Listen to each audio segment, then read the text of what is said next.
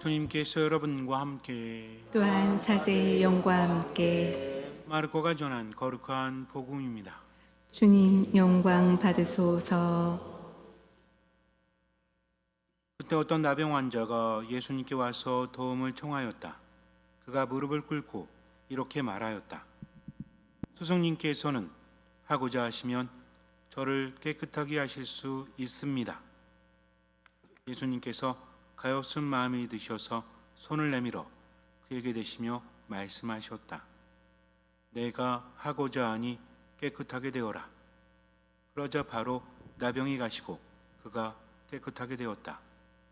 예수님께서는 그를 곧 돌려보내시며 단단히 이르셨다. 그에게 이렇게 말씀하셨다. 누구에게든 아무 말도 하지 않도록 조심하여라. 다만 사제에 가서 내 몸을 보이고 내가 깨끗해진 것과 관련하여 모세가 명령한 예물을 바쳐 그들에게 증거가 되게 하여라. 그러나 그는 떠나가서 이 이야기를 널리 알리고 퍼뜨리기 시작하였다. 그리하여 예수님께서는 더 이상 드러나게 거울로 들어가지 못하시고 바깥 외딴 곳에 머무르셨다. 그래도 사람들은 사방에서 그분께 모여들었다. 주님의 말씀입니다. 그리스도님 찬미합니다. 떼제성가 주여 비오니입니다.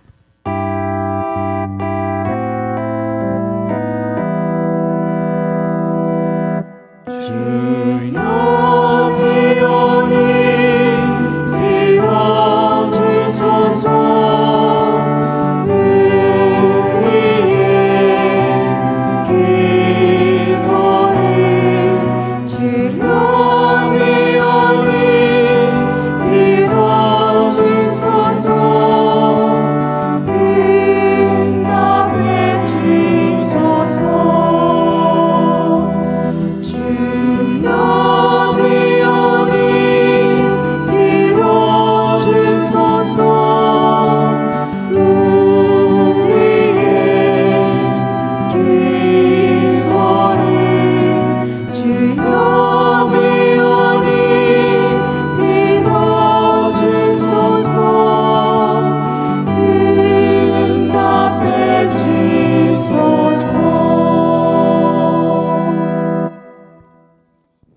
한 여인이 사고를 당해서 더 이상 볼 수 없게 되었습니다.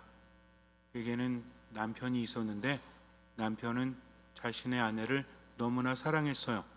그래서 매일매일 옆에서 보살펴 줍니다. 회사에 데려다 주고 자기 회사에 가고 회사에 와서 다시 집으로 데려오고 옆에서 불편함이 없도록 꼼꼼하게 보살펴 줍니다. 여인은 생각을 했어요. 내가 앞을 보지 못하는데 여전히 나를 사랑해 주는구나. 너무나 행복했습니다. 삶이 무너지는 현실 앞에서도 남편을 생각하고서 힘을 내서 살아갈 수 있었죠. 오로지 남편 때문에 웃을 수 있었습니다. 그렇게 몇 년이 지났을 때 남편이 말합니다. 자기야, 이제는 자기도 홀로서기를 해야지. 회사에 혼자 갔으면 좋겠어. 아내는 아무 말도 하지 않습니다. 그게 맞는 말이니까.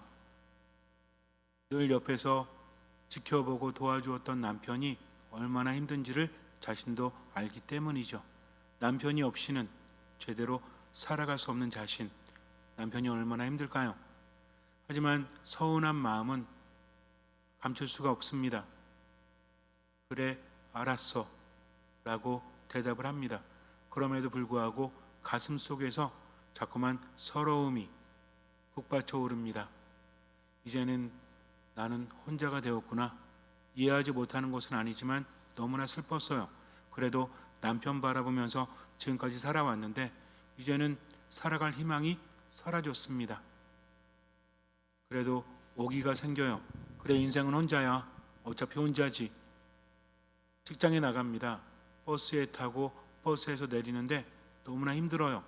평상시에 연습을 해보았습니다. 안 그래도 혼자 그렇게 하려고 마음을 먹은 지 오래되었지만 남편이 그런 말을 해서 하게 되니까 상황이 다르지 않습니까?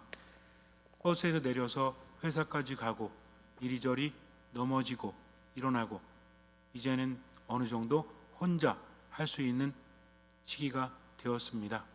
버스에 내리는데 버스 기사가 말해요. 참 행복하신 분이군요. 앞이 보이지 않는데 행복하다니 기가 막히잖아요. 나리선 소리로 말합니다. 뭐가 행복해 보입니까? 정말 행복해 보입니다. 뭐가 행복하냐니까요. 늘 옆에서 지켜보는 사람이 있으니 얼마나 행복합니까? 무슨 말씀이세요? 기사가 말합니다. 늘 옆에서 지켜보던 남자, 남편이 아닙니까? 예전에 계속 몇 년 동안 회사에 데려다 준 그분이 남편이 아니십니까? 대화하는 거 들었는데요. 깜짝 놀랐죠.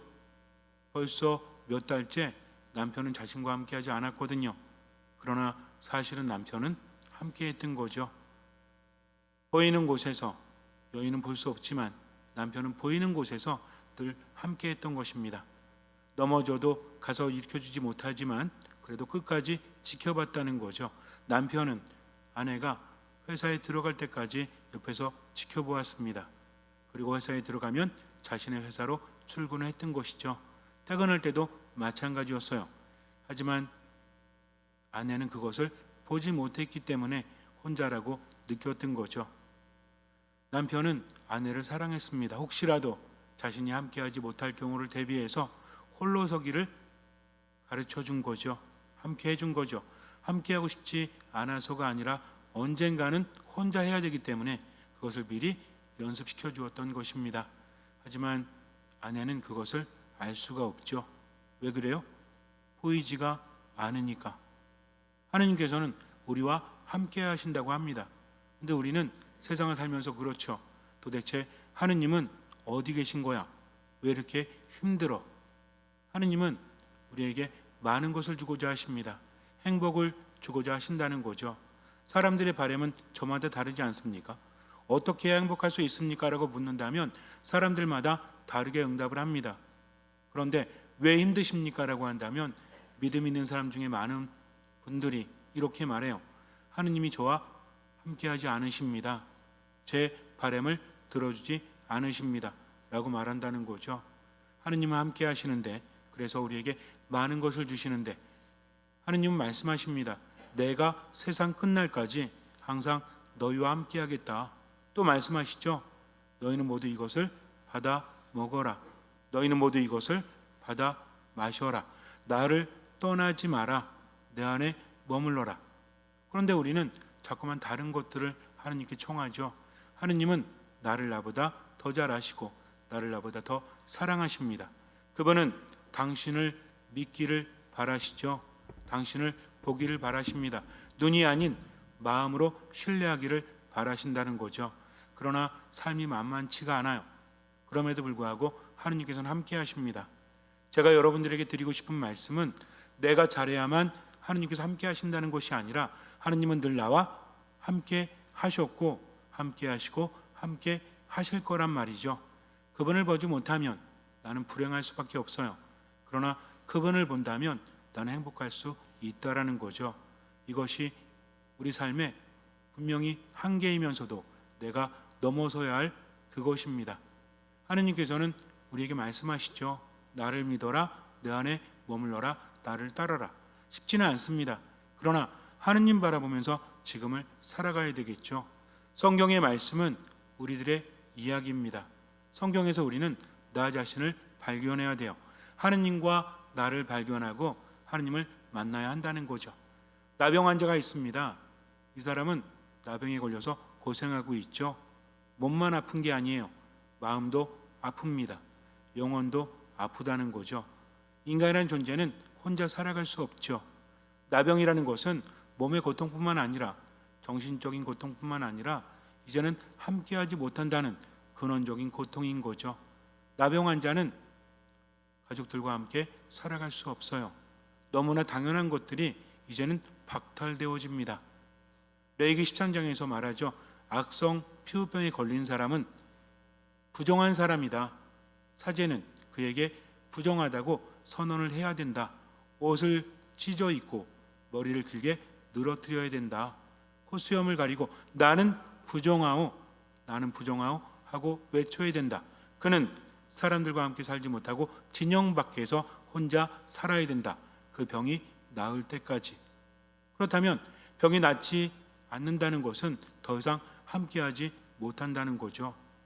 이것은 과연 무엇을 의미합니까? 인간의 존재는 사회적인 존재라고 하죠. 혼자 살아갈 수 없어요. 내가 돈이 많고 많은 것을 이룬다고 할지라도 혼자 있다면 가족도 없고 친한 사람도 없고 오로지 홀로 있다면 그 사람은 과연 살아갈 수 있을까요? 때로는 지지고 볶고 힘들어도 함께함이 얼마나 큰 선물인지 우리는 깨달아야 됩니다. 나병 환자의 가족들은 걱정을 했겠죠. 그래서 늘 힘들어하면서 옆에서 지켜봤을 거예요. 하지만 병이 깊어지면 깊어질수록 어떤 상황이 다가올까요? 함께하지 못합니다. 가족들이 아무리 위하고 기도하고 도와준다고 할지라도 함께하지 못하는 거죠. 먹을 것을 가져다 주긴 하겠죠. 진영 밖으로. 하지만 만날 수 없습니다. 먹을 거 놓고 가면 그때 와서 먹을 것을 갖다가 끼니를 때워야 됩니다. 그렇게 하루 이틀 오랜 동안 시간이 흐르면 마음이 어떻게 될까요? 완전히 망가질 수밖에 없죠. 마음에 어떤 생각이 들까요? 처음에는 가족들이 고마워서 그래도 나를 버리지 않고 저렇게 챙겨주는구나 라는 생각이 들지만 점점 어떤 생각이 들까요? 우울하겠죠. 세상이 원망스럽겠죠. 내가 왜 이런 꼴을 당해야 되지? 정말 그렇습니다. 때론 너무나 고맙고 때론 너무나 소중한데 우리는 가까운 사람들에게 화내지 않습니까? 가까운 사람들을 아프게 하지 않습니까? 병이라는 것은 사람들을 병들게 하잖아요. 마음마저도 왜곡되어질 수밖에 없죠. 어쩌다가 나을 수 있는 병이 아닙니다. 나병은 무엇입니까? 썩어 문드러지는 거죠. 외모가 변합니다. 그것을 보면서 무엇을 느낄까요? 죽음을 느낄 수밖에 없죠. 사는 게 아니에요. 하루하루 죽어갑니다. 그러면서 세상을 바라보는 시선은 어떨까요? 아름다워 보일까요? 아름다울 리가 없죠. 모든 것이 못마땅합니다. 그저 악에 바쳐서 하루하루 사는 거죠. 하느님, 도대체 어디 계십니까? 당신이 계시다면 왜 저를 이런 상황으로 만드셨습니까? 라고 원망하면서 살 거예요. 받아들일 수 없지 않습니까? 우리가 보통 죽음을 받아들이는 5단계 이런 거 얘기하죠.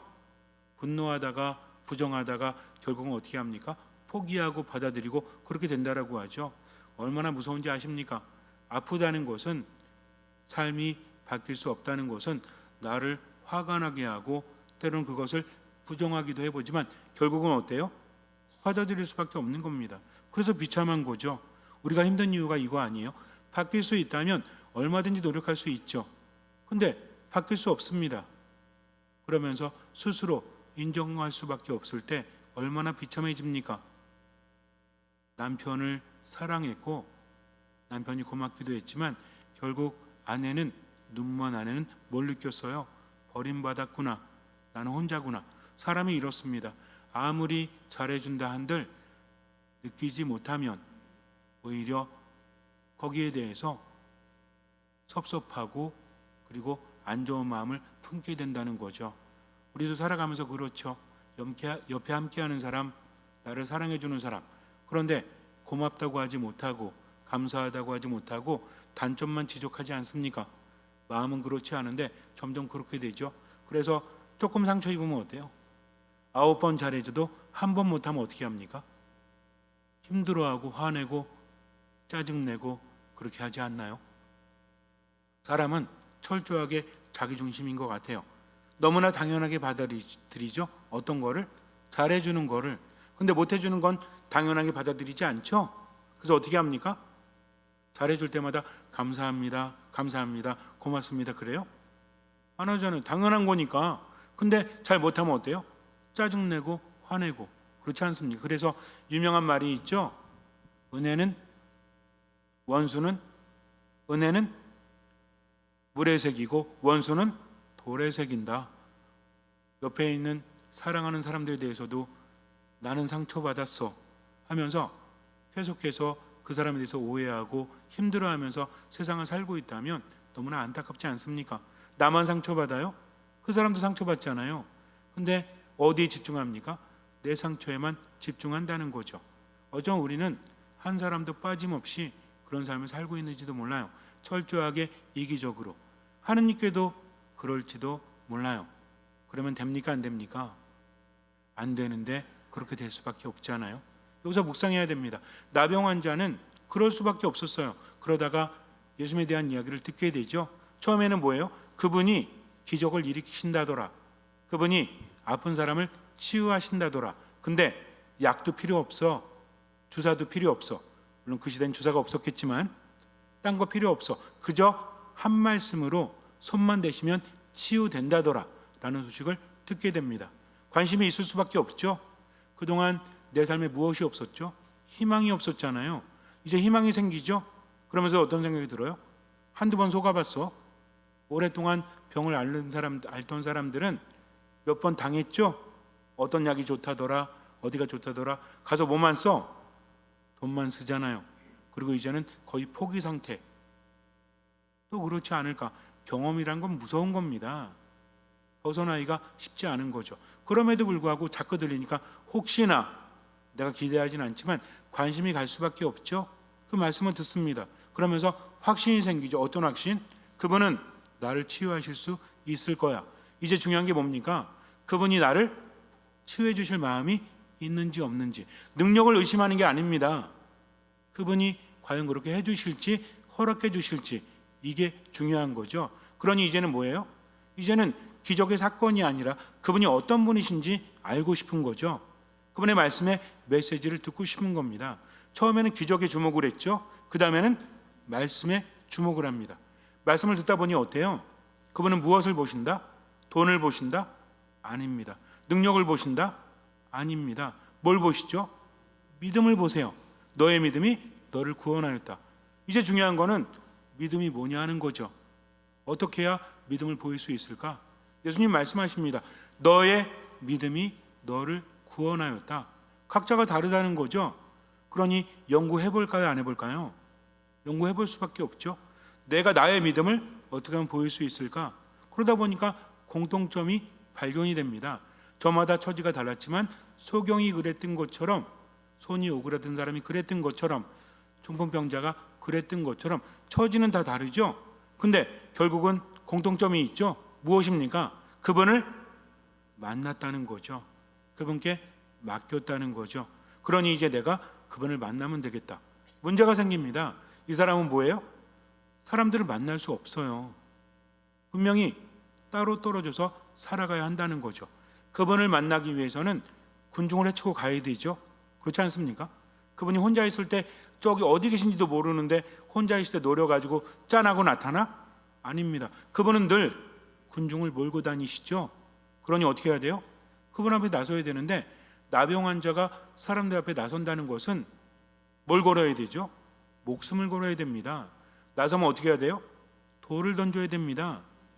그 사람들은요, 혹시라도 사람들 앞에 나설 때는 콧수염을 가려야 돼요. 나는 부정하오, 나는 부정하오 라고 외쳐야 됩니다. 그럼 사람들이 저기 부정한 사람이 있네? 피해야 되겠다 라고 해야 되는 겁니다. 근데 그렇게 외치면 돼요, 안 돼요? 안 되죠. 예수님 만나러 가는데 나는 부정하오 부정하오 그러면 예수님 피해야 되잖아요. 말할 수 없습니다. 몰래 다가가야 되는데 뭘 걸어야 될까요? 목숨을 걸어야 돼요. 여러분들 혹시라도 16차선을 건너본 적 있으십니까? 16차선. 그러니까 한쪽 8차선, 한쪽 8차선. 여기를 건너려면 뭘 걸어야 돼요? 옛날에 그런 게임이 있었어요. 오락. 여러분들은 공부만 하셨구나. 옛날에 뭐 초등학교, 중학교 앞에 보면 문구점이 있고 거기 조그만 오락기가 있습니다. 여기 개구리가 건너는 게임이 있었어요. 모르셔도 들으세요. 차들이 이렇게 지나가는데 개구리가 이렇게 건넙니다. 근데 처음에는 뭐 몇 차선 몇 차선이 좀 늘어나는 것 같은 느낌이 정확히 기억은 나지 않지만, 근데 개구리가 건너는 게 얼마나 힘든지 아십니까? 보면서 홀짝 건너다가 깔리면 어떻게 되는 거예요? 깨꼬닥 죽는 겁니다. 저는 나병 환자를 묵상할 때마다 그게 떠올라요. 이래도 죽고 저래도 죽는다. 그럼 어떻게 해야 돼요? 열심히 해야 되는 거죠. 그래갖고 학교 끝나자마자 그때 뭐 20원에 한 판 뭐 이랬었거든요. 20원 넣고 한 판 하고 또 하고 또 하고 그러다 어느 날은 이제 보여요. 그게 뭐예요? 돈을 많이 썼단 얘기지. 그만큼 노력했단 얘기죠. 이게 노력입니다. 이게 믿음이라는 거죠. 아니 신부님 뭐 오락하는 게 믿음입니까? 아닙니다. 그것을 계속 보면서 체험하고 깨달았다는 거죠. 계속 보았다는 겁니다. 예수님에 대해서 이 사람 확신이 있었죠. 어떤 확신? 저분께 가기만 하면 뭐다? 퍼펙트 게임 윈? 저분께 다가가기만 하면 나는 치유받을 수 있을 거야. 확신이 있습니다. 그러니까 가는 동안만 돌 안 맞으면 돼요.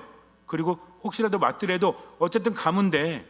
저분이 나를 살려주실 거니까 하면서 그분 앞에 나아간 거죠. 무릎을 꿇습니다.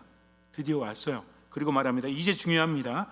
이제는요 들은 말이 아니라 자신의 믿음을 보여줘야 돼요. 만났으니 말해야 됩니다. 스승님께서는 하고자 하시면 저를 깨끗하게 하실 수 있습니다.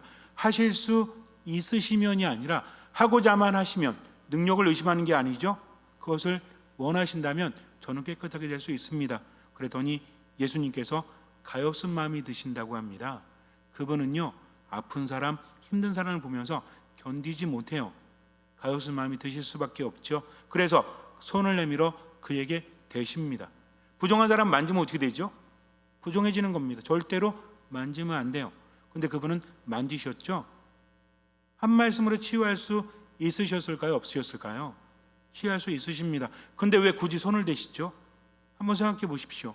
이 사람은요 격리돼서 살았어요. 몸만 아픈 게 아니라 마음도 상처 입었다는 거죠. 누가 나를 만질 수 없습니다. 사랑하는 사람도 만지지 못해요. 이게 터치가 얼마나 중요한지 아십니까? 우리 정말 힘들 때 어떻게 하면 돼요? 백날 들어주는 것보다 한번 이렇게 안아주는 게 힘이 된다라고 하죠. 그러니까 모르는 사람이 울고 있는데 가서 안아주면 돼요, 안 돼요? 이거 큰일 납니다. 이거는 아는 사람, 그럴 때 100마디 말보다 한 번의 행동이 그렇지 않아요? 그래서 안아주는 게 되게 중요하다고 하죠. 아이들도 언제 편안하게 쉴 수 있대요? 엄마의 심장 소리, 아빠의 심장 소리 들으면서 안겨 있을 때 편안해진다고 하지 않습니까? 그래서 옛날에 애들이 아플 때 어떻게 했어요? 약 먹이고 그 다음에 뭐 이마에다가 수건 찬물에 해가지고 덮고 어떻게 줬죠? 안아줬잖아요. 그럼 애는 자꾸 품으로 파고들죠? 아니, 그렇게들 사셨습니까? 안 하셨습니까? 그럼 아이는 그런 느낌 없으세요, 여러분들? 기억 속에 옛날에 엄마 품에 안겼을 때, 아빠 품에 안겼을 때 그런 기억 없으세요? 내가 아파서 정신없는데 눈 떠보면 계시고 눈 감으면 또 이렇게 헤매다가 눈 떠보면 엄마 있고 그러면 안심이 되죠? 안 그러 죄송합니다. 그런 거지 않습니까? 예수님께 손을 대셨을 때 이 사람은요 마음도 영혼도 치유되는 겁니다. 나를 만져주시는구나 그러면서 뭐라고 하시죠? 내가 하고자 하니 깨끗하게 되어라. 너 정답을 말했어. 그래, 너의 믿음이 나에게 통해서 내가 하고자 하니 깨끗하게 되어라. 그는 깨끗하게 되죠. 이제는 어떻게 살아갑니까?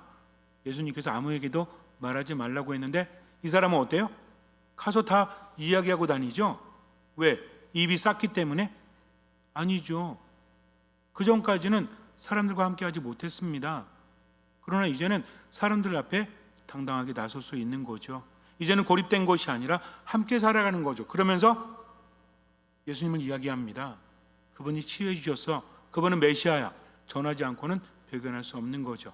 이제는 하느님과 함께 행복한 삶을 살아갈 수 있는 겁니다. 우리도 마찬가지예요. 짧은 인생을 살면서 때로는 우울해하고 때로는 분노하면서 힘들어하지 않습니까? 내 안에 있는 상처 사람들에게 드러내지 못하고 혼자 끙끙 앓으면서 살아가지 않습니까? 때로는 왜곡된 형태로 다른 사람을 힘들게 하고 나를 힘들게 하지 않습니까? 사람들을 믿지 못하고 하나님도 믿지 못해서 가까스로 하루하루 살아가지 않습니까? 그렇다면 이제는 어떻게 해야 돼요? 믿음을 가져야 됩니다. 믿음이 뭐라고요? 하느님을 만나는 거죠. 그리고 그분께 고백을 하는 겁니다. 주님, 당신께서는 하고자만 하시면 저를 깨끗하게 하실 수 있으십니다. 이 우울함에서 저를 구원해 주실 수 있으십니다. 이 분노에서 저를 회복시켜 주실 수 있으십니다. 하면서 그분을 만나야 되겠죠. 어디서 만나요? 미사 안에서, 말씀 안에서, 기도 안에서. 왜? 그분은 나와 함께 하시기 때문입니다. 그러니 예수님 믿고 지나간 상처에 갇혀서 살지 마시고요, 지금을 사세요. 그분 믿고 최선을 다하면 돼. 나머지는 맡기면 됩니다. 처음부터 되진 않습니다. 그러나 자꾸만 어떻게 하면, 나병 환자는 어떻게 했죠? 그분의 말씀을 들었겠죠. 가족들에게 전해달라고 쪽지를 남기거나 어쨌든 그랬겠죠. 그러면서 그 소식을 듣고 예수님을 만난 거죠. 우리는 어디에서 만날 수 있죠? 카카오톡으로, 말씀 안에서, 기도 안에서. 잠시 눈을 감으세요. 예수님을 만나십시오. 미사 안에 머물면 하느님을 만납니다. 말씀 안에 머물면 하느님을 만나죠. 기도 안에 머물면 하느님을 만납니다. 그분을 알면 맡길 수밖에 없어요. 나를 너무나 잘하시고 사랑하시는 분이기 때문입니다. 우울함에 갇혀서, 분노에 갇혀서, 실패감, 절망, 불안, 두려움에 갇혀서 지금을 살지 마시고요, 주님 앞에 나서십시오. 듣는 마음으로 미사 말씀 기도 안에 머무십시오. 최선을 다하고 나머지는 맡기세요. 자꾸만 그렇게 해보십시오. 주님께서 함께 하시기 때문에 삶은 변화될 수밖에 없죠. 그것이 믿음입니다. 주님께서는 그 믿음을 보시고 우리 삶에 놀라운 기적을 일으켜 주실 것입니다. 아멘.